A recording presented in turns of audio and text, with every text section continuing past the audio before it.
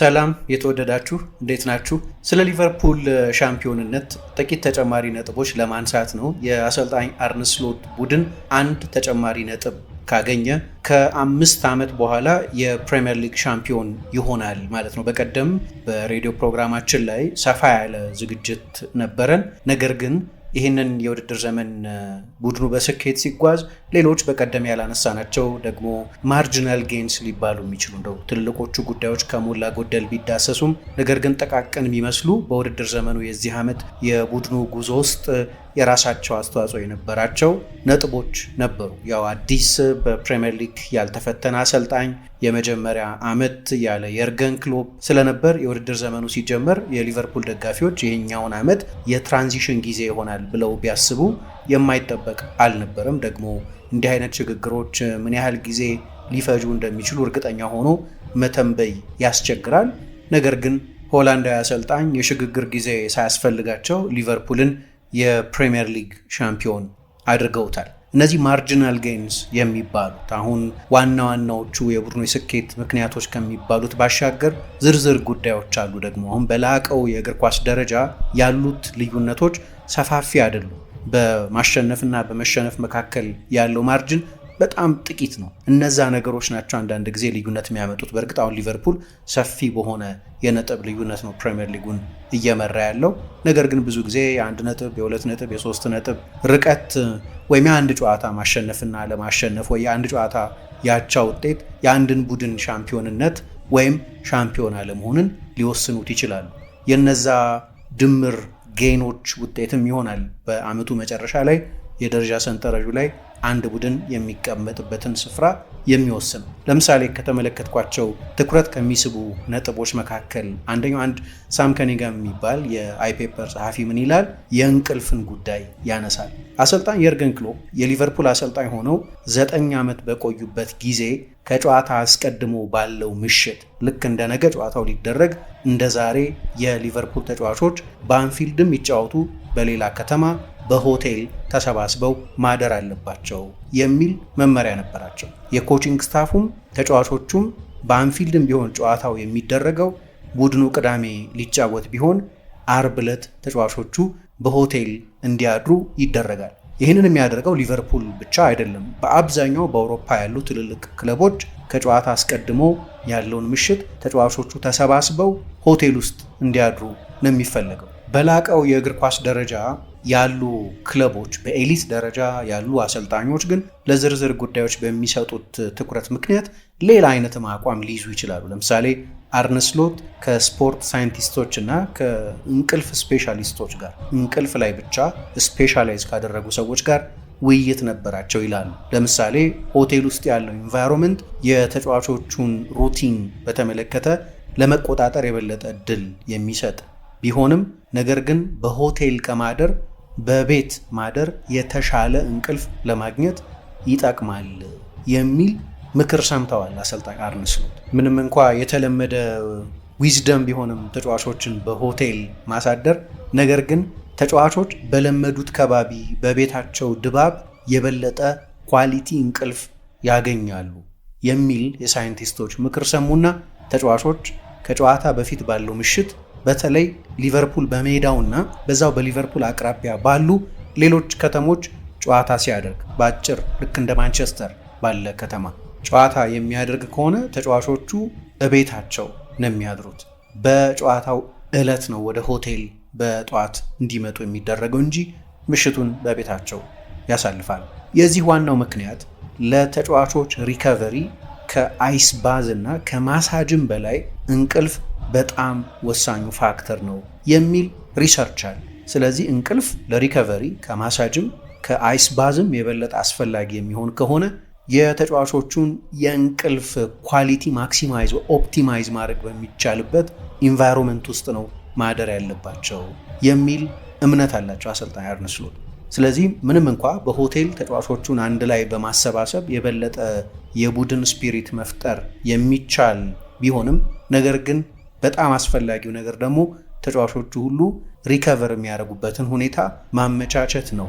ያ የሚሆነው በቤታቸው በለመዱት እንግዳ በማይሆኑበት ድባብ ውስጥ የሚያድሩ ከሆነ እና አንደኛው የለወጡት ነገር ከክሎፕ የለወጡት ነገር ማርጂናል ነው ያልኩት ለዚህ ነው። መነሻ ላይ ትልቅ ነገር አይመስልም ወይ እንዳደረጓቸው አንዳንድ ታክቲካዊ ውሳኔዎች 8 ቁጥሩን ራያን ግራቨንበርችን 6 ቁጥር አድርጎ እንደማጫወት ትልቅ ለውጥ ላይሆን ይችላል።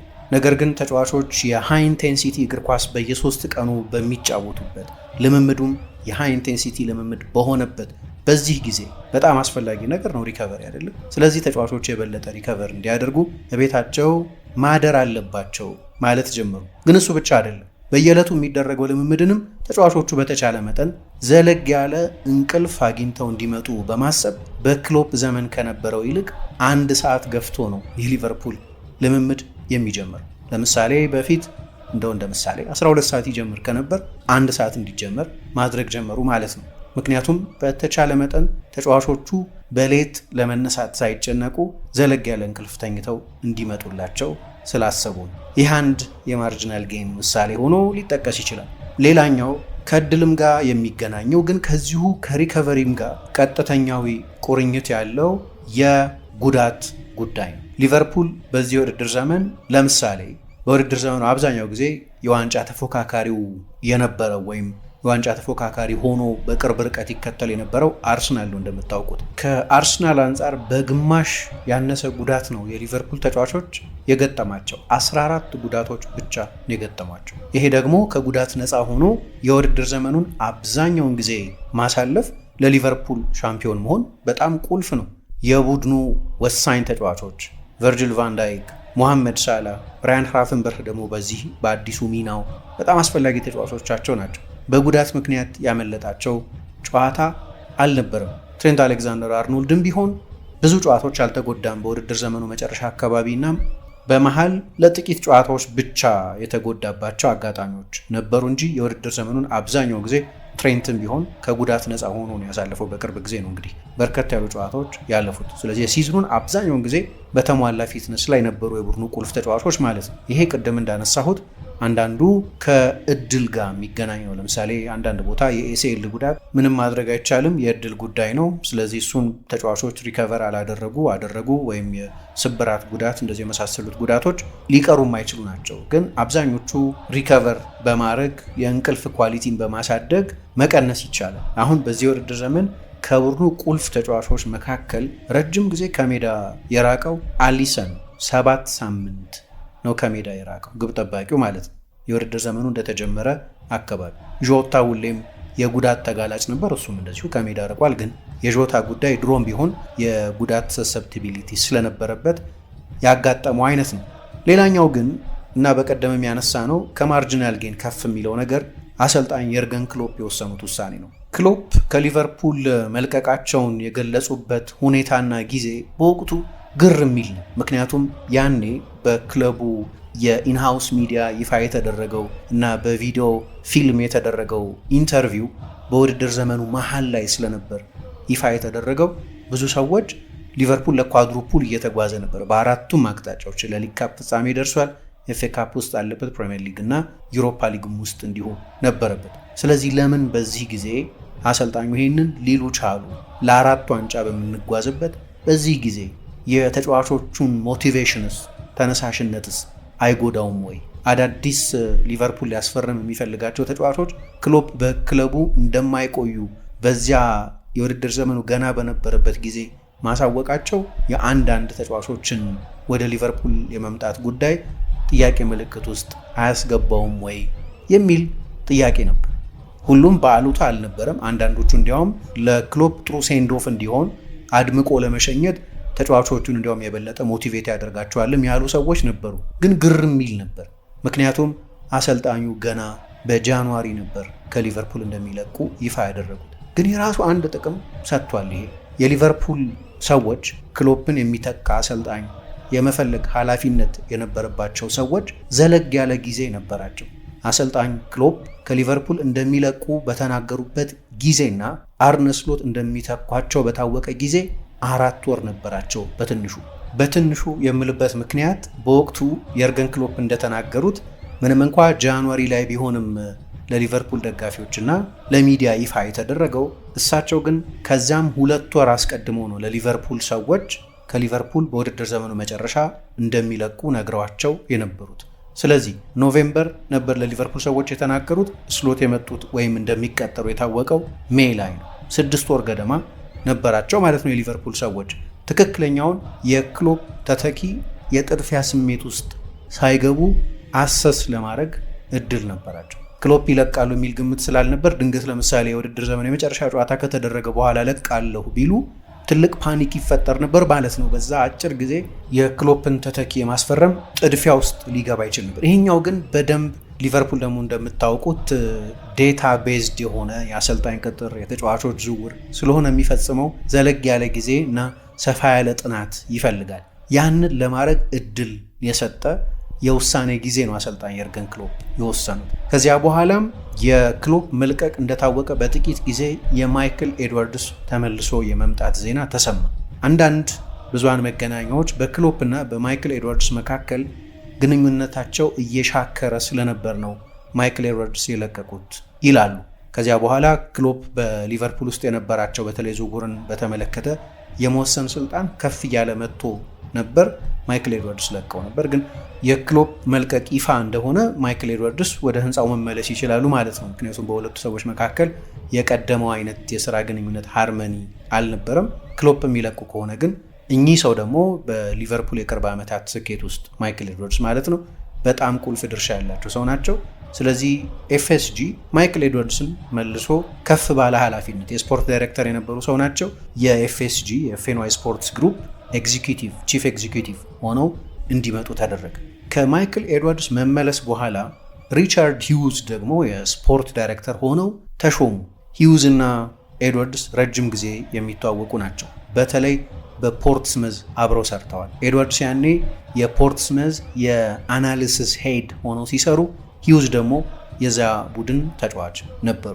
ስለዚህ ረጅም ጊዜ የሚተዋወቁ ሰዎች ናቸው። እንዲያውም አንዳንድ ዘገባዎች ላይ ሙሐመድ ሳላህን ለማስፈረም ወደ ቦርንመዝ ለመውሰድ ኤክስቴንሲቭ የሆነ ሪሰርች አድርገው ነበር። ነገር ግን የቦርንመዝ የፋይናንስ አቅም የሚፈቅድ አልነበረም። ለኤድዋርድስ ሪኮመንድ ያደረጉት የጠቆሙት እርሳቸው ናቸው ይባላል። ምንም እንኳ የሊቨርፑል ዴታ ቤዝ ውስጥ የሙሐመድ ሳላህ ስታቲስቲክሶች በሙሉ የነበሩ ቢሆንም እና ደግሞ ይሄ ኮቫሪያንስ ሜቶድ የሚባለው የሳላህ ጥሩ ተጫዋች መሆን ብቻ ሳይሆን ቡድን ውስጥ ከነበሩት ሌሎች የማጥቃት ተጫዋቾች ከቦቢ ፈርሚኖ እና ከሳዲዮ ማኔ ጋር የመጣጣሙ ጉዳይ መታየት ስለነበረበት ያንን ሁሉ ሪሰርች አድርገዋል። ነገር ግን ማይክል ኤድዋርድስ የሂውዝን የመጨረሻ ጥቆማ እንደ አስፈላጊ ቬቶ ቆጥረውት ስለነበር ክሎፕ የፈለጉትን ዩሊያን ብራንትን አስትተው ሙሐመድ ሳላህን አምጥተውታል። እንዴት የሚደንቅ ውሳኔ ነው! ሂውዝ ወደ ሊቨርፑል እንዲመጡ የሆነበት ምክንያትም ሌሎች ከዚህ በፊት ሊቨርፑል ያስፈረማቸውን ተጫዋቾችም ከሊቨርፑል አስቀድመው ስካውት ያደርጉ የነበሩና ነገር ግን በነበሩበት ክለብ የፋይናንስ አቅም ምክንያት ያላመጧቸው በርካታ ተጫዋቾች ነበሩ። ቦርንመዝ የፈለጋቸው ሊቨርፑል ያስፈረማቸው። ሂውዝ የሊቨርፑል የስፖርት ዳይሬክተር ሆኖ ከተሾሙ በኋላ ዋናው ተልዕኳቸው የነበረው የክሎፕን ተተኪ የመፈለግ አሳይመንት ነበር። አሁን በወቅቱ የተነሱ የተለያዩ ስሞች ነበሩ። ለምሳሌ ቶማስ ፍራንክ በስታይል እና በፐርሰናሊቲ ከክሎፕ ጋር የሚቀራረብ ነገር አላቸው በሚል አሁን ብሬንፎርድን የሚያሰለጥኑት አሰልጣኝ በሊቨርፑል ሬዳር ውስጥ ነበሩ። ግን ትልቁ ስም ያኔ የሊቨርፑል የቅርብ ዘመናት ሌጀንድ ከሆኑት መካከል አንደኛው ሻቢ አሎንሶ ነበር። ከዛ ባሻገር አሁን ዩናይትድን የሚያሰለጥነው ሩበን አሞሪምንም ከስፖርቲንግ ሊዝበን ለማምጣት ንግግር አድርገው ነበር። ግን ሩበን አሞሪም የ3-4-2-1 አሰልጣኝ ነው።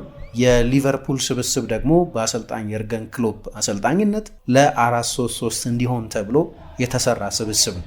ስለዚህ በጣም የተለየ ስፔሲፊክ ሲስተም ብቻ የሚከተል አሰልጣኝን ማምጣት 300-400 ተጨማሪ ሚሊዮን ፓውንድ ዳግም የቡድን ግንባታ ወጪ ይጠይቀናል የሚል ግምገማ ስለነበራቸው የሩበን አሞሪም ጉዳይን ትተው አርነ ስሎትን በአውሮፓ ካሉ አሰልጣኞች የኮንቲኒቲ አሰልጣኝ ሆነው ግን ደግሞ ለምሳሌ በአዜድ አልክማርም በፋይኖርድም የተጫዋቾችን የግል ክህሎት ከፍ በማድረግና የጉዳት መጠንን በመቀነስ እና ውጤት በማምጣትም ጥሩ ትራክ ሪከርድ ያላቸው አሰልጣኝ ሆነው ስላገኟቸው አመጧቸው። እነዚህን ሁሉ አማራጮች ለማየት ግን ጊዜ አስተርፎላቸው ነበር አሰልጣኝ የርገን ክሎፕ ጃንዋሪ ላይ ከሊቨርፑል እለቃለሁ ብለው መናገራቸው። ለሰዎቹ ደግሞ ለክለቡ ሹማምንት ደግሞ የተናገሩት ኖቬምበር ላይ ስለነበር ይሄ በጣም ቁልፍ ነው። ምክንያቱም አርነ ስሎትን በደንብ በወንፊት ለይቶ ያሳቸውን ካራክተሪስቲክስ አጥንቶ ለማምጣት እድል የሰጠ ስለነበር ይህ በጣም አስፈላጊ ጊዜ የሰጠ ወቅት ነበር የነበረው። ከዛ አርነ ስሎት መጡ። የራሳቸው ልዩ ነጥቦች አሏቸው።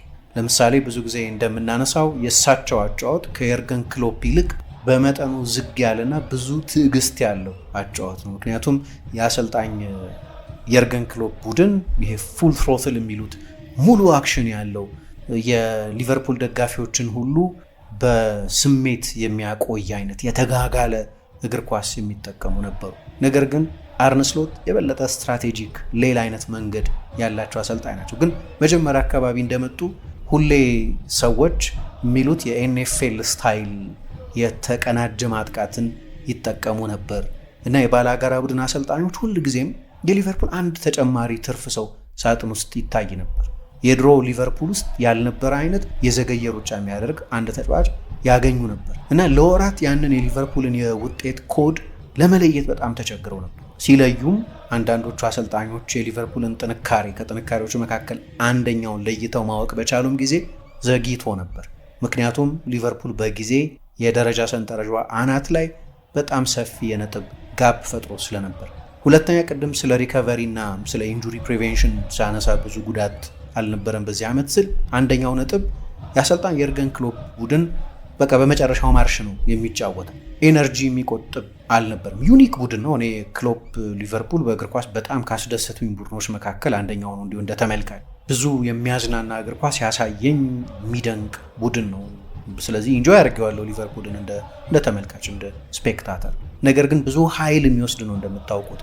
ደግሞ አጫወቱ ብዙ ሪስክ የሚወስድ ስለነበር ውጤቱን ለመቀልበስ ብዙ ኤነርጂ ተጨማሪ ኤነርጂ ያስወጣ ነበር። ፕሬሲንጉም ያልተቆጠበ ነው። ይሄ ሲቹዌሽናል ፕሬሲንግ ነው የሚባለው የአርነ ስሎት ደግሞ።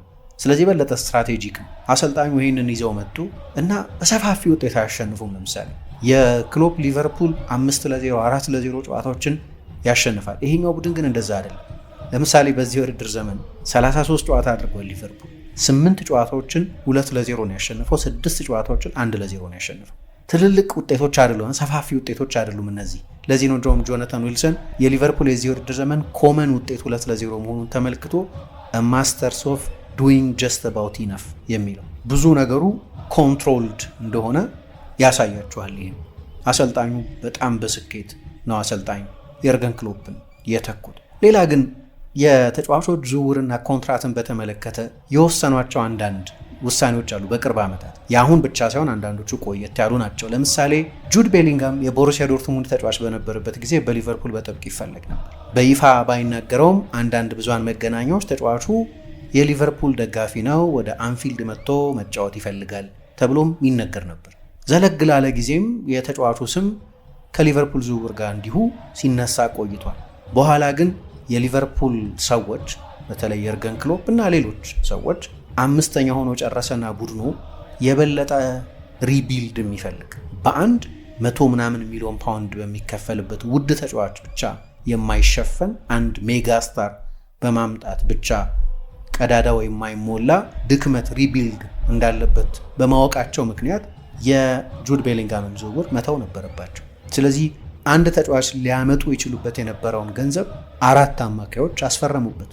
ዶሚኒክ ዞቦዝላይን ከላይፕዚግ፣ አሌክሲስ ማካሊስተርን ለተጫዋቹ ችሎታ አነስተኛ ሊባል በሚችል የውል ማፍረሻ ገንዘብ ከብራይተንን ሆቭ አልቢየን፣ ከባየር ሚኒክ ቤንች ራያን ራፈንበርህን፣ ከቡንደስሊጋ እዛው ዋታሮ ኤንዶን አመጡ። በተለይ ሶስቱ ራያን ራፈንበርህ፣ አሌክሲስ ማካሊስተር እና ዶሚኒክ ዞቦዝላይ በዚህ ዓመት የሊቨርፑል የፕሪሚየር ሊግ ሻምፒዮንነት ውስጥ ቀላል የማይባል አስተዋጽኦ የነበራቸው ተጫዋቾች ናቸው። ይሄ 2023 ላይ የተወሰነ ውሳኔ ነው። ቤሊንጋምን ማምጣት 100 ምናምን ሚሊዮን ያስወጣ ነበር። ሪያል ማድሪድ በአጠቃላይ ወደ 130 ሚሊዮን ዩሮ ሊደርስ በሚችል የዝውውር ገንዘብ ነበር ይህንን ተጫዋች ያስፈረመው። ነገር ግን ለእነዚህ ሁሉ ተጫዋቾች ያወጡት ገንዘብ የዚያ እኩል ነው። በአንድ ተጫዋች ብቻ የማይሞላ ቀዳዳ መሆኑን ማወቃቸው አሰልጣኝ የርገን ክሎፕ ለዚህኛው ዓመት የሊቨርፑል ውጤት ትሩፋት ሆነ ማለት ነው። ሌላ ግን ከዚህ ከኮንትራት ጋር የሚገናኝ የውድድር ዘመኑ በሙሉ አጀንዳ የሆነው የሶስቱ ተጫዋቾች የኮንትራት ጉዳይ ነው። የሶስቱ ቡድን ውስጥ ያሉት ቁልፍ ተጫዋቾች የኮንትራት ጉዳይ፣ የትሬንት አሌክዛንደር አርኖልድ፣ የቨርጂል ቫንዳይክ እና የሞሐመድ ሳላህ ጉዳይ እና ሊቨርፑልም ብዙ ተወቅሷል በዚህ ጉዳይ። ለምንድነው ተጫዋቾቹ የኮንትራት የመጨረሻ ዓመታቸው ላይ እስኪደርሱ ድረስ የሚጠበቀው? የሚል ብዙ ወቀሳ ነበር። በሌላ አይን ከታየ ግን ይሄ ሊቨርፑልን በአንዳች መንገድ ሳይጠቅመው አልቀረም። ቨርጅል ቫንዳይክ ወደ አስደናቂ ብቃቱ ተመልሶ ነው የውድድር ዘመኑን ያሳለፈው። አሁን በሊቨርፑል አምበልነት የመጀመሪያ ፕሪሚየር ሊግ ዋንጫውን ያሸንፋል። ሙሐመድ ሳላህም በሊቨርፑል ተጫዋችነት ምናልባት ምርጡን ሲዝን 45 የፕሪሚየር ሊግ የጎል ተሳትፎ ያደረገበትን ሲዝን አሳልፏል። ትሬንትም እንደዚሁ ጥሩ የውድድር ዘመን ያሳልፈው። አሁን ይሄ እንደው ብዙ ቢያስተችም ግን ለሙሐመድ ሳላህ በሊቨርፑል አዲስ ውል እንዲሰጠው ወይ በሌላ ክለብ እንዲፈለግ በሊቨርፑልም አዲስ ውል እንኳ ቢሰጠው በተሻለ ተርም ወይም እሱ በሚፈልገው የኮንትራት ተርም ውል እንዲፈርም እንዲሆን ጥሩ ሲዝን ማሳለፍ አለበት። ስለዚህ ያንዳንዱ ጨዋታ የእሱን ቀጣይ የኮንትራት ሁኔታ ወይም የዝውውር ሁኔታ የሚወስን ስለነበር በላቀ ሞቲቬሽን እንዲጫወት እንዲያውም ምክንያት ሆኖ ባለፈው የውድድር ዘመን መጨረሻ አካባቢ እንደምታስታውሱት ከዚያ ወደ አፍሪካ ዋንጫው ሄደው ከገጠመው ጉዳት በኋላ እስከ ውድድር ዘመኑ መጨረሻ ድረስ 4 ተጨማሪ ጎሎች ብቻ ነበር ያስቆጠረው ከጃንዋሪ በኋላ ማለት ነው። እና ሳላህ እየጨረሰ መስሎን ነበር። እንዲህ አይነት ሲዝን እንደሚያሳልፍ ለመተንበይ ያስቸግር ነበር። እንዲያውም ከየርገን ክሎፕ ጋር በዚያ የዌስትሃም ጨዋታ ላይ ተቀይሮ ሊገባ ሲል ያንን ግጭት አየንና የሳላህን መጨረሻ አካባቢ መስሎ ይታይ ነበር። ነገር ግን የሚደንቅ ሲዝን አሳለፍ። ምናልባት አዲስ ውል እንደሚገባው ሊቨርፑል እሱን ማቆየት እንዳለበት ለማሳየት በሞቲቬሽን እንዲጫወትስ ምክንያት ሆኖ ቢሆን ለቨርጅል ቫንዳይክም ይኸው ይሰራል። በሊቨርፑል መቆየት ነበር ምርጫው። ስለዚህ በሊቨርፑል ቆይቷል። ነገር ግን ከሊቨርፑል ቢወጣ እንኳን ከሊቨርፑል ሰዎች ጋር በኮንትራቱ ጉዳይ ላይ ስምምነት ላይ ባይደርስ ኖሮም ወደ ሌላ ክለብ እንዲሄድ ጥሩ ሲዝን ማሳለፍ አለበት አይደለም። ስለዚህ ለሱ ለሊቨርፑል አዲስ ውልም ይሁን ለሌላ ዝውውር የግድ ጥሩ ፎርም ላይ መገኘት ስለነበረበት ተጨማሪ ሞቲቬሽን ሆኖስ ቢሆን ብሎ ማሰብም ሳይገባ አይቀርም እና ነገሩ ብዙ ቢያስተችም የራሱ ደግሞ ጠቃሚ ጎን ነበረው። እዛው አዲስ ውል ለመፈረም ወይ ደግሞ ሌላ ፈላጊን ለመማረክ ጥሩ መጫወት ነበረባቸው። ትሬንትም ቢሆን ተመሳሳይ ነው። በሪያል ማድሪድ እንዲፈለግ ደህና ሲዝን ማሳለፍ ነበረበት። አሁን ይሄ በዲዛይን የተደረገ አይመስለኝም በአክሲደንት እንጂ። ነገር ግን አዋጥቶታል ሊቨርፑልን። ስለዚህ ብዙ ጊዜ ከምናነሳቸው የሊቨርፑል የፕሪሚየር ሊግ ሻምፒዮንነት ምክንያቶች ውስጥ አንዳንዶቹ ብዙ ያልተወያየንባቸው ነጥቦች ናቸው ብዬ ስላሰብኩ ነው የጠቀስኳቸው። እነዚህ ማርጂናል ጌንስ የሚባሉት ናቸው አንዳንዶቹ፣ በተለይ የእንቅልፍ የሪከቨሪ የምን ጉዳዮች። እነዚህ ደግሞ በድምር ለውጥ ያመጣሉ።